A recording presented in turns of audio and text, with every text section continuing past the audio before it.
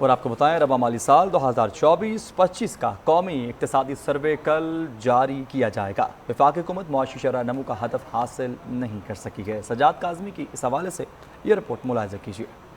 ذرائع کے مطابق معیشت کی عبوری شرح نمو 2.68% رہی، ہدف 3.6% تھا۔ پاکستان کی معیشت کا حجم 410 ارب 96 کروڑ ڈالر رہا۔ معیشت میں ایک سال کے دوران 39 ارب 30 کروڑ ڈالر کا اضافہ ہوا۔ فی کس آمدن 144 ڈالر بڑھی، سالانہ فی کس آمدن 1680 ڈالر رہی۔ معیشت کا حجم 9600 ارب سے بڑھ کر 114.7 ہزار ارب روپے ہو گیا۔ زرعی شعبے کی گروتھ 0.56% رہی، ہدف 2% تھا۔ اہم فصلوں کی گروتھ منفی 13.49% ریکارڈ ہوئی۔ ذرائع کے مطابق دیگر فصلوں کی گروتھ 4.78% رہی، جو کہ ہدف سے زائد ہے۔ کاٹن جننگ کی گروتھ منفی 1.9% رہی، جبکہ اس کا ہدف منفی 2.3% تھا۔ لائف سٹاک کی گروتھ 4.72% رہی، ہدف 3.8% مقرر تھا۔ جنگلات کی شرح نمو 3.03% رہی، ہدف 3.2% تھا۔ ماہی گیری کی گروتھ 1.42% رہی، جبکہ اس کا ہدف 3.1% تھا۔ صنعتی شعبے کی شرح نمو 4.77% رہی، جبکہ اس کا ہدف 4.4% تھا۔ پیداواری شعبے کی گروتھ 1.34% رہی، ہدف 4.4% تھا۔ بڑی صنعتوں کی گروتھ منفی 1.53% ریکارڈ ہوئی، جبکہ چھوٹی صنعتوں کی گروتھ 8.81% رہی، جو کہ ہدف سے زائد ہے۔ سلاٹرنگ کی گروتھ 6.34% رہی، جبکہ اس کا ہدف 3.8% تھا۔ بجلی، گیس اور پانی کی فراہمی کی گروتھ 28.88% رہی۔ ذرائع کے مطابق تعمیرات کے شعبے کی گروتھ 6.61% رہی، جبکہ اس کا ہدف 5.5% تھا۔ خدمات کے شعبے کی گروتھ 2.91% رہی، جبکہ اس کا ہدف 4.1% تھا۔ ہول سیل اور ریٹیل ٹریڈ کی گروتھ 0.14% رہی، جبکہ ہوٹلز اور ریسٹورنٹس کی گروتھ